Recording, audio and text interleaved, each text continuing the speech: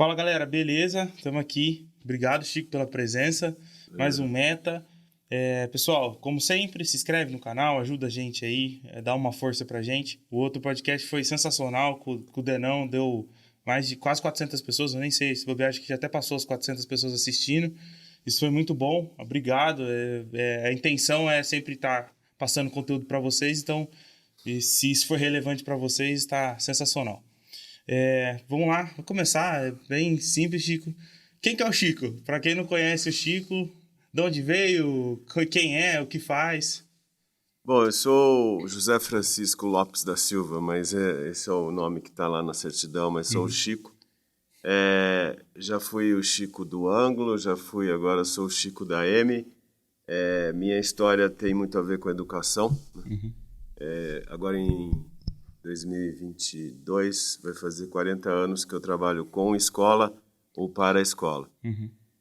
Eu acho que assim, dentro desses 40 anos, eu sou muito feliz no que eu faço, né? Porque trabalhar com educação, ou ajudar escolas, trabalhar com escolas é uma coisa que dá muito prazer, né? Então, assim, eu sou... na minha vida trabalho desde os 18 anos, passei pela educação na Unicamp, por análise de sistemas na PUC, mas a minha principal universidade foi a Universidade do Trabalho, né?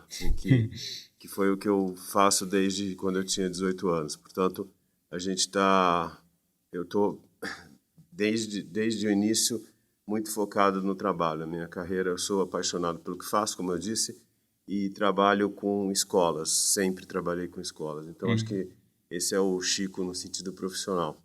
Tenho um filho maravilhoso que é o André. O André fez economia na Facamp. Sou casado com a Cirlei.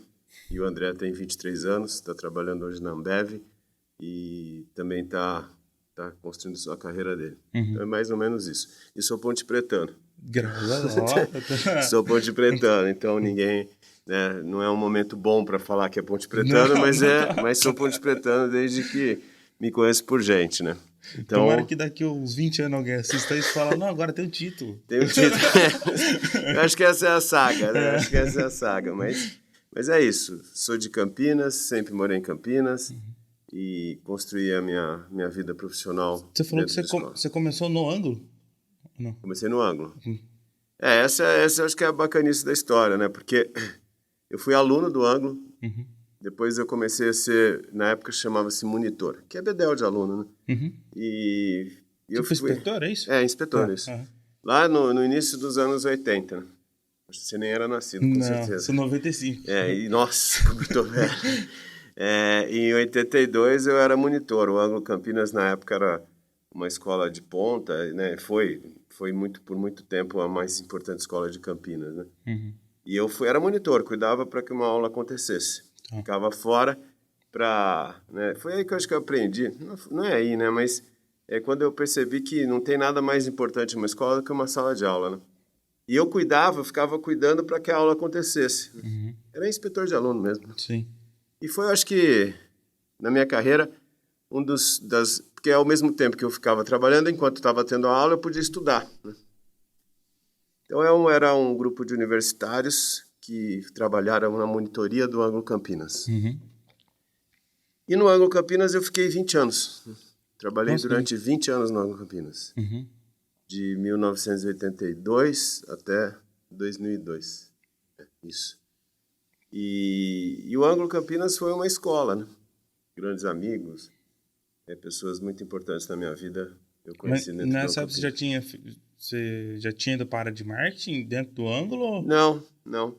Porque nos anos 80 e nos anos 90, as escolas tinham fila de matrícula, né? O marketing educacional era uma coisa que quase não existia no sentido de estratégia, de captação de alunos. Era uma coisa muito natural. Então, o Ângulo colocava... Eu lembro que quando a gente abriu, na época, jornal, a unidade do primeiro grau, né? Na época era primeiro grau, hoje é fundamental. Que a gente chamava de Anglinho, foi em 89. E a gente só anunciou que ia ter o primeiro grau num terreno que não existia prédio. Isso acho que era de agosto de 88, se eu não me engano. E a gente anunciou na Globo, e no Correio Popular na época. No dia seguinte, as filas se formaram e fechamos Depois todas disso as não matrículas. fizeram mais... Era uma outra realidade, né? Sim, sim. Mas no final, a minha trajetória no Anglo Campinas passou por todas as áreas. Tive o prazer de trabalhar, estou em Valinhos, sempre que eu venho a Valinhos lembro do Carson, né? O Carson é um grande amigo, uma figura que faz parte da minha vida. E foi lá que eu conheci o Carson, conheci pessoas incríveis, né? Então, que fazem parte da minha família da vida, né? Que eu sempre digo, Eliseu, que ontem estava com ele, inclusive. A gente construiu em Campinas, o Anglo Campinas, sem dúvida, eu conheço escola pelo Brasil inteiro, você sabe, a gente vai falar sobre isso. Mas o Anglo Campinas foi, sem dúvida, a escola mais competente que eu já vi. Porque tinha o melhor time de professores. Tá. O Anglo Campinas dos anos 80, anos 90, foi a escola mais competente que eu já vi. Por estar dentro da escola, você enxerga isso que, tipo, às vezes o que a escola tem para passar pro aluno é muito mais do que se a matéria. Sem dúvida. O professor tem um trabalho muito mais, sei lá, psicológico no aluno do que exatamente, tipo, passar a regrinha do português, a regrinha da matemática, ou onde fica qual país, alguma coisa desse tipo. Eu acho que hoje a discussão da formação, né, das habilidades do século XXI, a escola foi mudando, né? Acho que nos anos 80, anos 90, o vestibular estava pautando de um jeito, o vestibular ainda dita as regras hoje, o Enem dita a regra da educação básica, né? Essa nova BNCC também mudou bastante, acho que é uma evolução, tem muitas coisas legais, mas a escola passa, na minha opinião, ela tem um papel muito no social, na formação, no comportamental dos meninos, né? Então, mas naquela época, o vestibular, né, FUVEST, Unicamp, principalmente aqui em Campinas, a Unicamp era que pautava. Quando a Unicamp mexeu no vestibular, saiu da FUVEST, fez o vestibular nacional, foi um momento muito importante, né? Que a gente acompanhou de perto, porque o Anglo Campinas era meio que, como eu diria, era um grande fornecedor de alunos para a Unicamp, porque a gente aprovava muito, né? Na medicina eram 14, 15 caras só de Campinas, né? E o Anglo Campinas era a referência, né? Inclusive, ontem, dia 14, depois desse Anglo Campinas, por uma tristeza, né, por uma série de equívocos, eu saí de lá em 2002, o Anglo Campinas foi líder aqui, né? E ele acabou fechando todas as unidades, né? Porque eu acho que aí houve equívocos dos proprietários, enfim. A melhor escola que foi construída acabou fechando todas as unidades. Você fala que foi das melhores que você trabalhou até hoje. Oi? Você fala que foi das melhores até hoje. Eu acho que foi. Tinha um time de sensacional, né? Que eu acho que esse é o ponto, né? Uma escola, professor João Manuel Cardoso de Mello, um grande amigo, uma pessoa muito importante na minha vida, ele sempre dizia que quando eles vieram abrir, o professor João falava, ele fundou a Unicamp. Ele é diretor da FACAMP hoje, né? Mas ele foi o grupo que abriu a Unicamp, né? Isso faz, acho que quase 60 anos, se não me engano. Ele dizia que o professor Zeferino Vaz, que foi o primeiro reitor da Unicamp, dizia, João, uma escola, em primeiro lugar, é feita por pessoas. Em segundo lugar, por pessoas. E em terceiro lugar, por pessoas. E é isso. Isso, na minha opinião, para quem trabalha com educação, sabe muito bem isso, né? E quando isso não é levado a sério, a escola tem problemas. Porque a tecnologia está aí, a pandemia virou as escolas de cabeça para baixo, a comunicação é instantânea, a gente mudou por causa disso, né? Mas as pessoas continuam sendo o ponto principal de uma escola. E acho que o Anglo Campinas foi referência, foi o que foi por causa de pessoas. E deixou de ser porque as pessoas que os fizeram foram deixadas de lado. Você acredita, olhando lá do marketing, que você falou que praticamente não foi feita uma ação para divulgar a escola? Foi, fez... Isso no final não, né? Isso no final a coisa mudou, né? Eu tô falando de 80, 90, no começo dos anos 90. Mas assim, não teve uma ação realmente para trazer alunos? Era propaganda. O Anglo Campinas sempre foi muito agressivo nisso. Tá.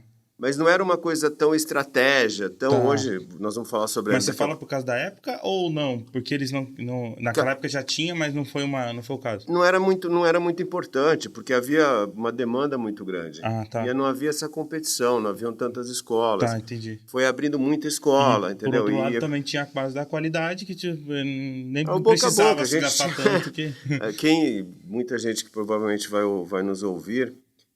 tem relações com esse Anglo Campinas. Aqui estou em Valinhos, né? Aqui em Valinhos teve uma unidade do Anglo Campinas. Tá. E esse Anglo Campinas tinha aluno do Brasil inteiro aqui. Literalmente. Tá. Por causa da Unicamp, inclusive. As pessoas vinham se preparar no Anglo Campinas para estudar na Unicamp. Né? Para entrar no vestibular da Unicamp. Então, eu acho que a grande escola da minha vida profissional foi o Anglo Campinas. E depois você saiu de lá, em 2002 você falou? Isso. Daí eu fui trabalhar. Sabe quando um ciclo termina? Sim. Né? E terminou. Né? Meu filho diz que... Você já não se enxergava mais naquele lugar? Não. E acho que também... Foi muito feliz, conquistou muita coisa, aprendeu muita coisa. E ali estava vendo uma sucessão da família, e uma sucessão que acabou... não dando certo, até porque fecharam as unidades, né?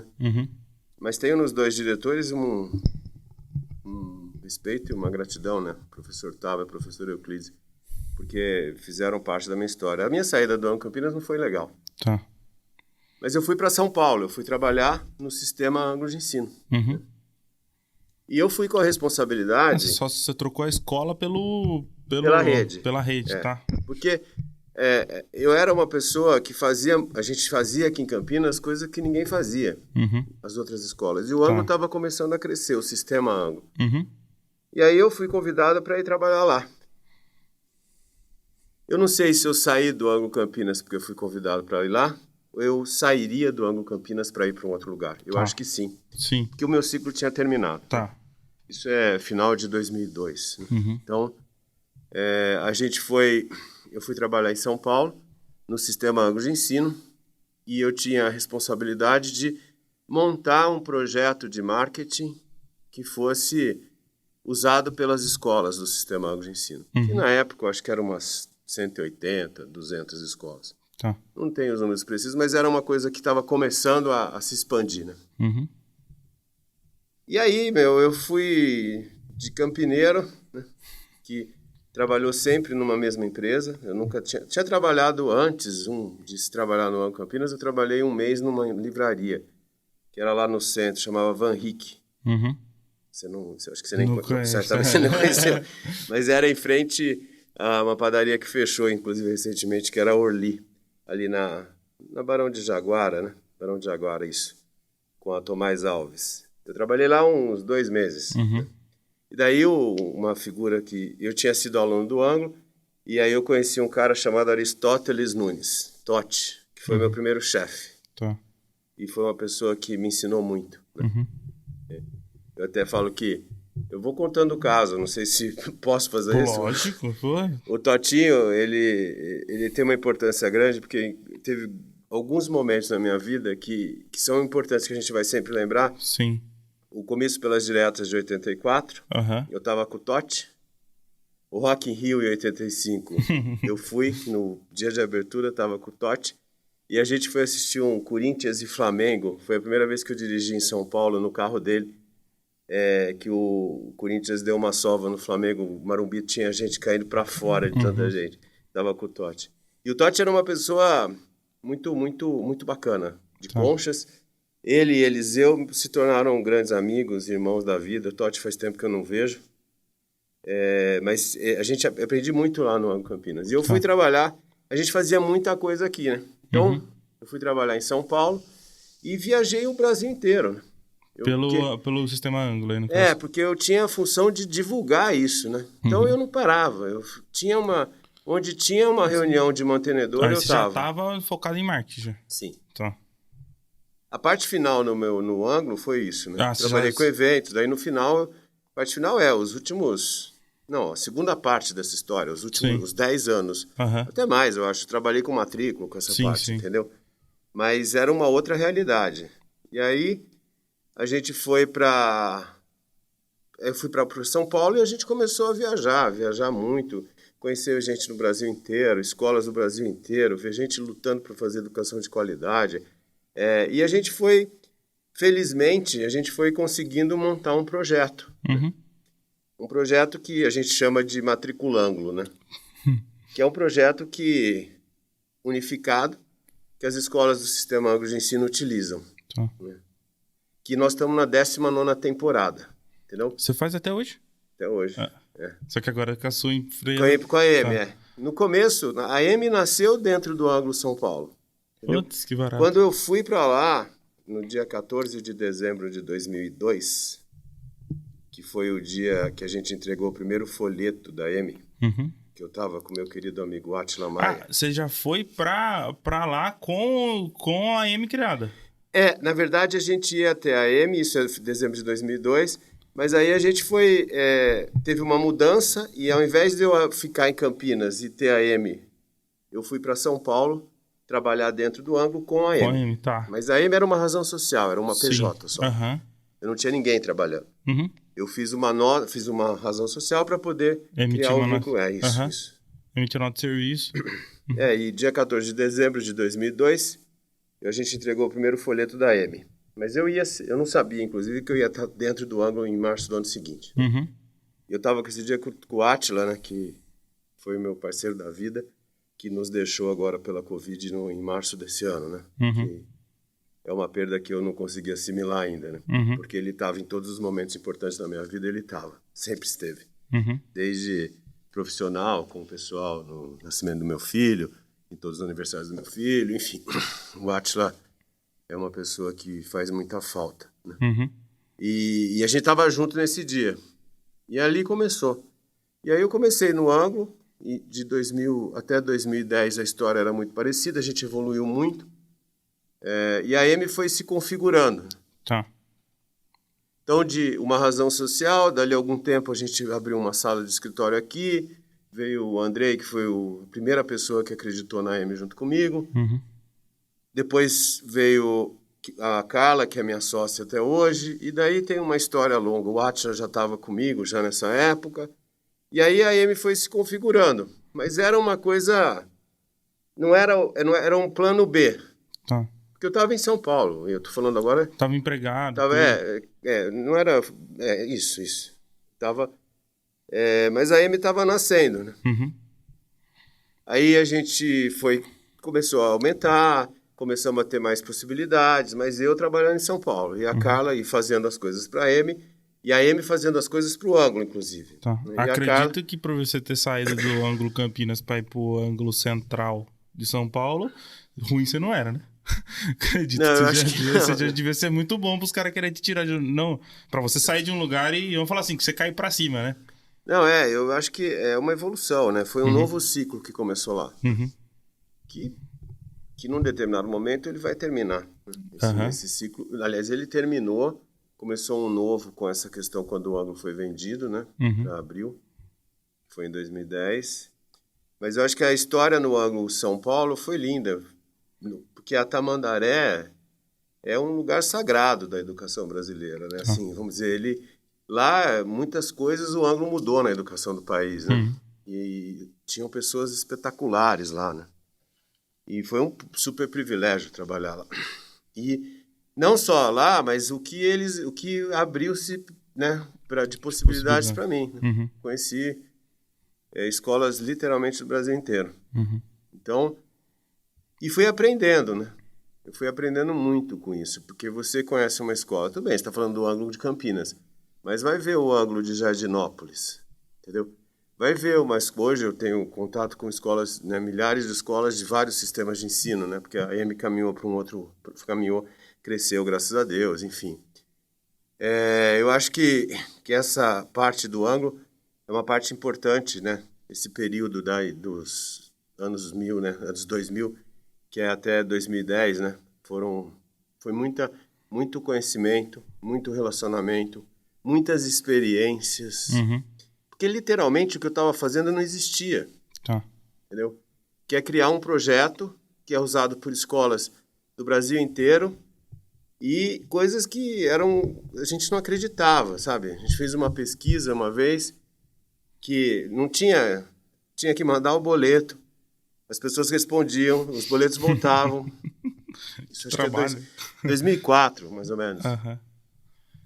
E quando Mas você tinha isso na cabeça? De que você estava sendo inovador, vamos falar assim? Eu acho que a gente não... Claro que quando a gente está dentro, né? Você sempre acha que é menos do que... Mas a gente estava fazendo uma... Mas eu acho que essa pesquisa, ela materializou uma coisa. Eu falei, meu Deus, eu me lembro perfeitamente da cena. A gente fez essa pesquisa, e essa pesquisa teve a participação de 24 mil famílias, um negócio assim. Tudo com boleto. Tá. Eu tenho a foto de todos os boletos que a gente lia numa maquininha, né?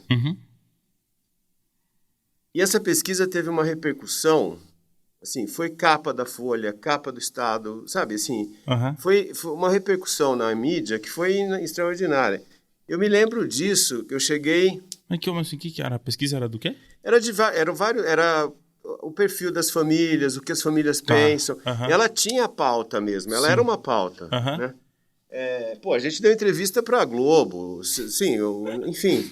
Deu uma repercussão, eu cheguei, estava tendo na época, o que ainda tenho até hoje, não teve por causa da pandemia, uma feira que chamava na época Educar, que é onde vão todos os sistemas para vender sistemas de ensino para as escolas. Tá. E eu tinha um stand do Ângulo, muito grande e tal, e eu cheguei com a Folha, eu falei, Guilherme era uma figura que eu também devo muito gratidão a ele, porque ele abriu muitas possibilidades. A gente fez um trabalho que certamente foi muito importante para ele vender o Ângulo pelo valor que vendeu. E aí eu cheguei, entreguei a Folha e o Estado e falei, a força que você tem na tua mão. Porque era mesmo. Né? Você tem um movimento de centenas de escolas na época fazendo uma coisa junto. Né? A gente fez maratonas de Enem que teve 100 mil inscritos. 100 mil com pessoas fazendo prova. A gente liderou provas em 200 cidades ao mesmo tempo. Tá. Ninguém fazia isso. Né? E a gente fez na raça. Entendeu? Não era assim... O Eliseu, inclusive, ele tinha um esquema de logística para entregar as provas. Sabe, um negócio maluco. Você fala, bom, como é que vocês fizeram? Fizeram porque a gente é apaixonado pelo que faz. Sim. Né? Então, essa parte do Ângulo é muito legal também. Então, eu era o Chico do Ângulo. Né? E que hora que virou Chico da M? Então, João, isso foi uma coisa que foi uma transição, né? E é meio que quase para você ser tratado, né? Fazer terapia para entender isso, né? Porque o Ângulo foi vendido. O Ângulo era uma empresa familiar. Tem muita coisa que passa que você só vê depois, né? Lógico. Mas passa um tempão, daqui a pouco você fala, nossa, mas foi por isso. Então o que aconteceu? Fala, caramba. E essa coisa foi acontecendo, né? E quando o Ângulo foi vendido, e era tudo, como o Ângulo era uma empresa familiar, ele tinha o jeito de fazer. Então o Guilherme era uma figura, que era o Guilherme Fangenboy. Ele tratava as coisas de um jeito muito dele. E tanto que funcionou, e tanto que ele vendeu o Ângulo pelo que ele vendeu. Sim. Certo? Que foi muito dinheiro. Né? E ele vendeu para abrir a educação. E aí... a coisa precisou ser organizada. Então, por exemplo, o Cássio, que é meu sócio, trabalhava em São... Na época, no começo, ele virou meu sócio, acho que em 2007, por aí. Nossa, nessa época, Abril comprou muita gente, né? Comprou. Porque, né, acho que foi a mesma época da WhatsApp, né? Não, depois, a WhatsApp foi um pouco... foi mais ou menos, foi. Tinha por ali, a WhatsApp comprou o PH no Rio, né? Tá. E aí, com essa questão da compra, o Ângulo mudou, né? E assim, a gente teve que organizar tudo. Foi aí que a gente teve que estruturar a M, organizar de uma forma bem profissional, não que não fosse, mas era uma coisa familiar. Sim. E a gente começou a estruturar. Ele virou uma empresa de vez, né? Isso. Ela era tudo certinho. Sim. Mas assim, a gente teve que vir trabalhar aqui, né? Enfim, a gente ficou aquilo que era meio A diferença misturado. de dono e acionista, né? É complicado, porque agora é através de número. Antes a gente tinha um pouco de feeling ainda, né? Isso. E assim, a gente aí, é 2010, aí tem uma pessoa importante, que hoje também é super importante na nossa vida, que é o Mário Gil, que na época ele falou, Chico, foi exatamente assim, eu estava voltando para Campinas, eu estava na Castelo Branco, inclusive, ele me ligou e falou, Chico, vocês não querem ganhar uma grana extra? Oh, que pergunta. Eu falei, bom, claro, eu não quero a grana, eu quero o que você quer que a gente faça. E ele falou, não, vamos lançar o PH, vocês não querem fazer o material de lançamento? Eu falei, claro, né, Gil? E aí começou uma história diferente, né? E a gente começou a crescer do ângulo. A gente foi fazer o sistema PH de ensino. O que a gente fazia para o ângulo se adaptou num outro tamanho para esse sistema. Isso é 2010, 11. E aí as coisas foram tomando do vulto. A gente viveu nesse... A M tinha 4, 5 pessoas. Hoje a M tem 40. Tá. A gente atende hoje 7 sistemas de ensino e 3.000 escolas. Sistema de ensino, você fala, tem exemplo só para eu Não, o ângulo é um, PH, Max, Ético, Rede Cristã, Pitágoras e uma plataforma chamada Par. Tá, entendi. Além de ter um projeto genérico, aberto a qualquer escola do Brasil. Então a M virou... Eu acho que a M hoje, no segmento marketing... Mas, só para entender, o que realmente ela... O que ela entra? Eu não entendi entre o sistema de ensino e onde que a M entra? A gente faz um projeto de marketing. Para divulgar... Para as escolas usarem. Então, a gente tem 8 portais, que é uma grande prateleira de assessoria de marketing. Então, eu faço programas, Carla, a gente tem programas de Cássio... Rafael, a gente tem programas que ensinam as escolas a fazer determinados itens. É uma assessoria. E a gente tem uma prateleira de peças de comunicação, de eventos, treinamentos, programação via web TV, via web canal, que é uma programação que a gente tem, desde contação de histórias. Então a gente é uma solução para o marketing, para a comunicação e para a capacitação de gestão escolar. Até para aula? Não. Só a parte de gestão escolar, de marketing e de gestão. Tá, entendi. Tudo que está fora da sala de aula, entendeu? Lógico que a gente faz treinamento para professores. Dentro da sala já é o... Aí é a parte pedagógica do sistema de ensino, né? A gente faz parte do sistema, né? Nós somos uma oferta... conjunto, né? Na verdade, o sistema nos contrata para entregar o projeto para as escolas. Tá, entendi. E a gente tem serviços que a gente entrega para as escolas também, que as escolas podem contratar direto. Tá.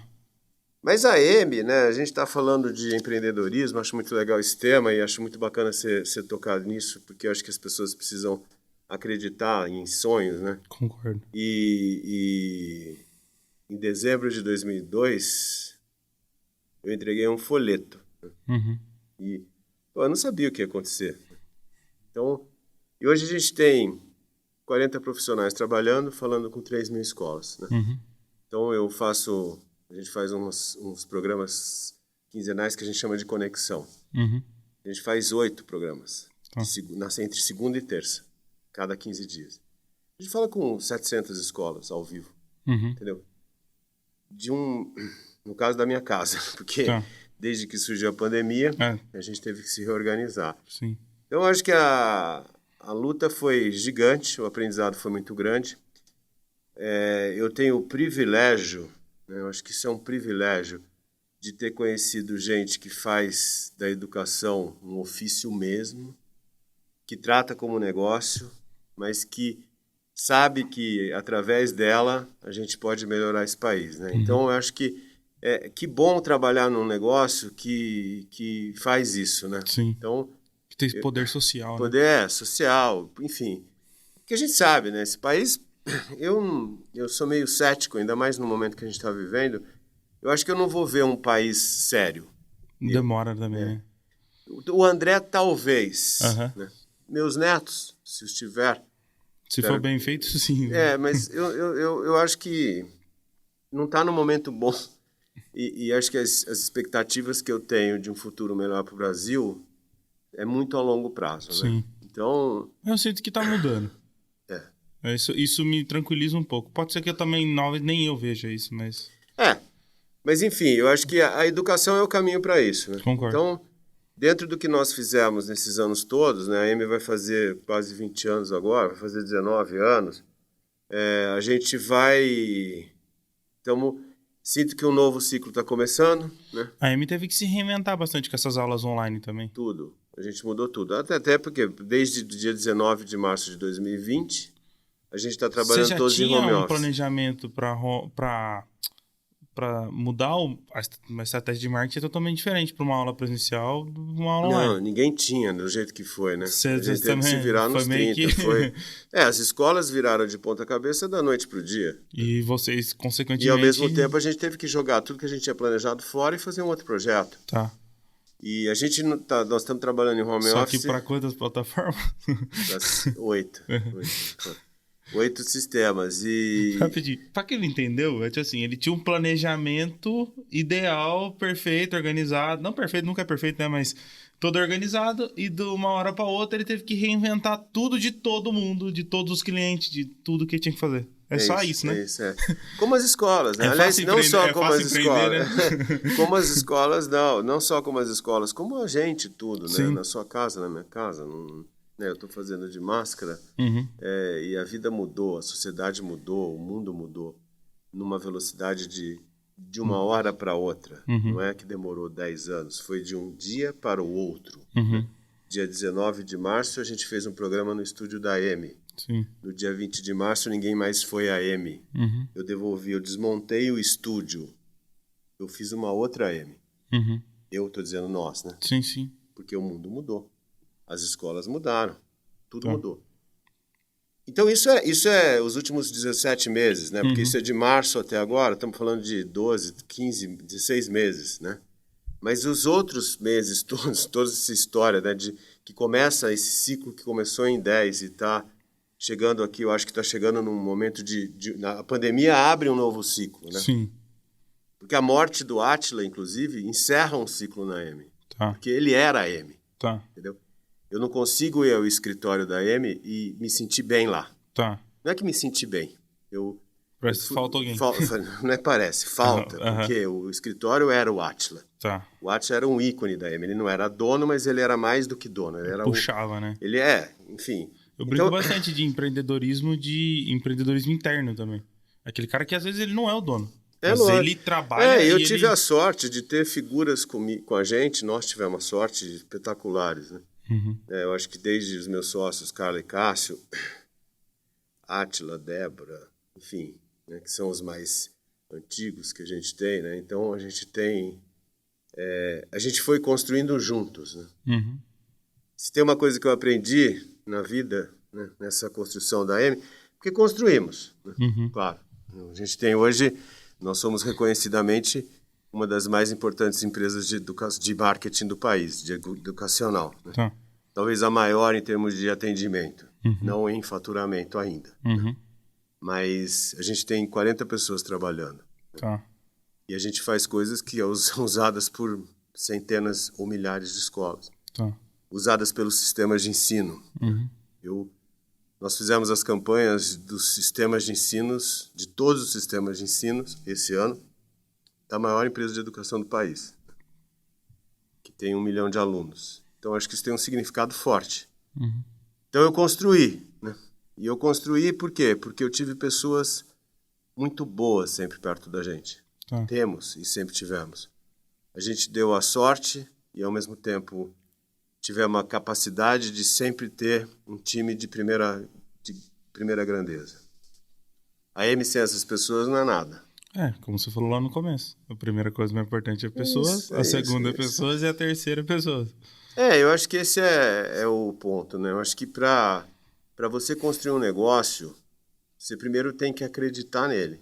Né? Se possível, ser apaixonado por ele, né?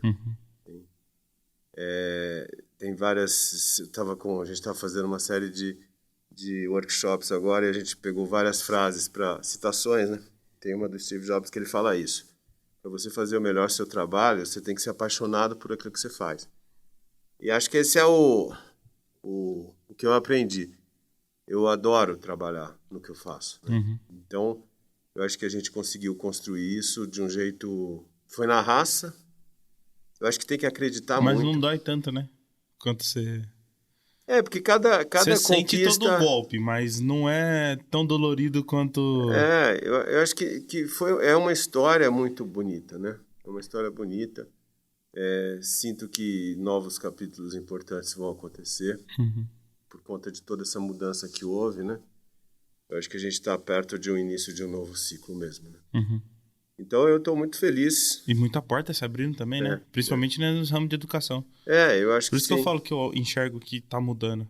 Estão querendo mudar o modo de educar também. Isso é bom, porque não vai mudar para pior. Toda mudança é positiva. Dificilmente você tem uma mudança negativa. Todo mundo tenta sempre mudar para melhorar. Só se por algum motivo essa mudança em algum momento ela se perca e vira um negócio ruim. Mas toda mudança tende a ser positiva. Então, eu acredito que educação só tem para crescer. E cada vez chegar mais barata com mais gente, talvez. Com uma qualidade maior e mais acessível. E se isso acontecer, estamos no caminho certo. Para você também é ótimo. Acho que há uma revolução, né? Não é uma revolução, há uma alteração na forma de fazer educação muito séria, muito rápida, que exigiu e vai exigir das escolas novas posturas. Acho que a gente tem desafios não só no marketing, os desafios maiores estão dentro da sala de aula, porque a sala de aula mudou. Tá. A sala de aula tem o presencial, tem o híbrido, tem o online. Os meios mudaram, a forma de relacionamento com as famílias mudaram, a comunicação é instantânea. Então, a gente está passando por essa pandemia deu um chacoalhão na humanidade, inclusive não só nisso, mas nos valores, né, o quanto a gente não está com vontade, né? Tem uma das pessoas que tem a honra de estar junto na M, que é a Paulinha, que é uma redatora de primeira, professora, mestre e redatora nossa. Ela falou, pô, Chico, o dia que a gente vai se encontrar, a gente vai se abraçar e vai chorar, porque é verdade, né? A gente está com saudades disso, de abraçar um grande amigo, né, uma grande amiga, de estar junto, de tomar uma cerveja com tranquilidade, né? Estar junto com as pessoas que fazem a gente ser feliz, né? Que é uma coisa que a pandemia realmente tirou, né? E eu acho que a gente está diante de nós como sociedade, nem se fala, né? E as escolas como negócio, enfim, todas as empresas precisam se reorganizar, já se reorganizaram e precisam se manter alinhadas a essas mudanças todas, né? Na verdade, estava voltando no assunto do empreendedorismo. O nome é Meta, porque eu sempre enxergo que para começar a pessoa precisa ter ou sonho, pode ser esse é um nome assim, que é onde você se enxerga.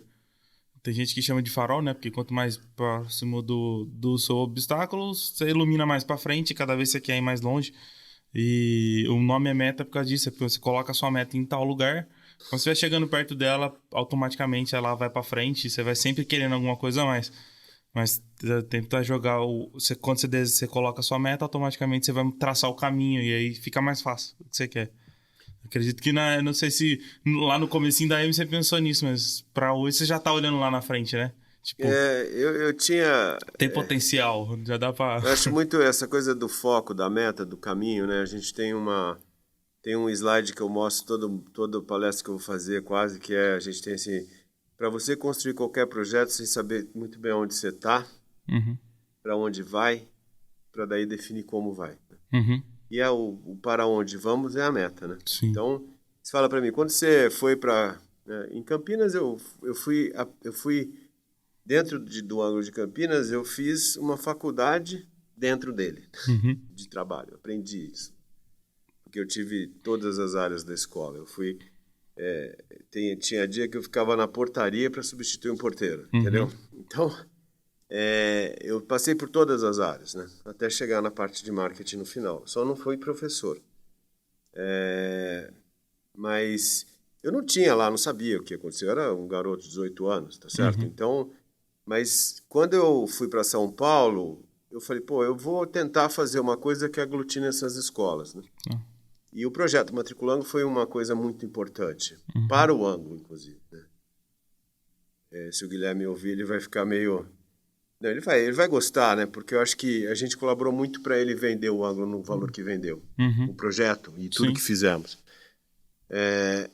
E depois, quando a AM passa a existir, eu falei uma vez, um dia a gente vai ter bastante gente trabalhando com a gente, entendeu? Porque éramos 4, 5, né? Hoje somos 40. A gente conseguiu não demitir ninguém na pandemia. Sim. Entendeu? A gente conseguiu não ter que usar recursos de governo para salário, nada disso. A gente conseguiu manter todo mundo empregado, todas as condições, até aumentamos o time. Então, acho que essa meta está batida. Fazer coisas que impactam pessoas, né? Eu acho que agora a gente tem que... Você falou que vocês já são a maior, é isso? Eu acho assim, em atendimento, eu acho né? que em número de escolas, sem dúvida. Tá. Né? Eu acho que a gente tem que... Qual que você fala assim, pô, Chico, o que você pensa? Eu penso em conseguir achar uma solução para a M quintuplicar. Para mim, para o Carlos e para Cássio, para Carla e para o Cássio, não. Para os 40 caras que estão lá poderem crescer. Entendeu? Eu quero que a Luciana do atendimento, o Rafael, enfim, não vou falar o nome de todo mundo aqui, mas eu quero que todos possam ter espaços para crescer e ficar na M por muitos anos. E aí fazer mais equipe, mais pessoas... É isso, e crescer, e ter novos escritórios, ter um escritório no Nordeste, escritório, né? Assim, porque vai uma hora... Você atende o Brasil inteiro já hoje? O Brasil inteiro. Show. Que legal. Hoje está tendo agora. Isso é uma coisa boa da tecnologia também. Lógico. Você consegue atender tudo daqui. Tudo daqui. E eu faço reunião. Ontem eu fiz uma palestra para 100 professores em Londrina. Eles estavam nas suas casas. Eu falei de casa para 100 professores. Entendeu? Então, acho que a gente tem um ambiente que possibilita isso. Quando você eu termino uma... A gente chama de conexão. Termina uma conexão, eu falo, pô, olha só, eu falei para gente... do Brasil inteiro, né? Que está perguntando, que está usando as criações que a gente faz, que está aprendendo com a gente. É gratificante. É muito legal, muito legal. Show. Pessoal, eu tô adorando, para mim eu ficar umas 4 horas aqui conversando, que eu não tenho tempo ruim. Eu só aproveitar, eu pedi no Instagram, a gente tá fazendo agora, toda vez que vier um convidado, a gente vai soltar no Instagram uma pergunta. E a gente fez já com o Chico. A gente tem uma pergunta que a Carol vai fazer. Então não é estranho, vai sair uma voz de uma pessoa maravilhosa. Vocês não veem ela aí, mas ela tá aí atrás da câmera. Então manda ver aí. Chico, o Léo Brits passou uma pergunta pra gente, que é: qual das partes é mais difícil trabalhar? A escola, os alunos ou os familiares? Pois é, eu acho que tem... O Léo, né? Léo, obrigado pela pergunta. Acho uma boa pergunta. Vamos dividir em 2 aspectos, né? A gente está falando... Uma das partes é a M com as escolas, né? Que é o B2B, né? Ou seja, é um negócio com negócio. Né? Isso eu acho que é uma coisa que a gente faz muito bem. E a escola com os pais e com os alunos, né? Então é o B2B2C, né? Ou seja, nós com as escolas com os pais. Eu acho que o mais difícil são os alunos, na hora de comunicar. Porque eles têm, na educação básica, nós estamos desde crianças até jovens que estão terminando o ensino médio. Estou falando de educação básica, que é o nosso negócio. Né? Eu acho que os jovens, eles exigem uma mudança na forma de comunicar, os meios, a atenção, né? Eles não têm paciência para ler um bom texto, eles são totalmente, eles estão aqui o tempo todo. Então eu acho que para a tarefa da comunicação e do engajamento, os alunos são os mais complexos dentro do que a M faz. Né? As escolas são os mais próximos, a gente tem muito conhecimento, né? Eu acho, Léo, que a parte mais difícil de tratar no marketing educacional é o aluno. É o aluno. Porque são gerações muito diferentes, inclusive para atingi-los, as técnicas são muito diferentes. A gente tem que, né, eu estou fazendo hoje, está tendo um campeonato de gamers entre as escolas, está acontecendo hoje, começou hoje às 10 horas. Tem acho que 70 escolas participando. Sério? Que da hora. Do Fortnite. Você imagina que uma empresa de marketing educacional ia fazer um campeonato de Fortnite, escolhido pelos alunos, inclusive o game. E a gente... Mas é de uma escola? A escola fez o campeonato, é isso? Não, tem 70 escolas participando. É a EME que está organizando, é nacional. Que barato. Então, a gente foi, na hora que eu falei é isso... É uma forma de comunicar claro, e engajar a escola. Para alunos de 9º ano, no ensino médio. Então, você traz o aluno para um ambiente diferente. Eu nem sei como que deve estar tudo certo, porque senão teria alguém teria me ligado já. Mas, assim, é uma coisa muito louca. Quando eu falei, vamos fazer um campeonato de game, eu falei, gente, nunca imaginei na vida, entendeu? Mas eu acho que é isso. Acho que é uma forma, hoje é uma forma muito grande. Então você tem que entrar nisso, né? Você tem que ter, enfim. Eu acho que é isso. O Léo perguntou, acho uma ótima pergunta, e eu acho que o desafio maior é conseguir engajar no aluno. Tá. Show. Gente, obrigado. Sensacional. Adorei a entrevista, Chico. Obrigado pela presença. Obrigado pelo convite. Vamos marcar da hora que eu voltar para ir no Campo da Ponte. Opa! Obrigado, gente. Como sempre, se inscreve, dá aquele like, comenta. Se esse cara com alguma dúvida, manda. A gente passa pro Chico para ele estar respondendo. E segue, a gente sempre coloca o arroba, a gente vai colocar o seu, coloca o da Amy, a rede social, tudo. Se alguém que assiste tiver interesse em alguma coisa do Chico ou da Amy, é só entrar em contato com eles.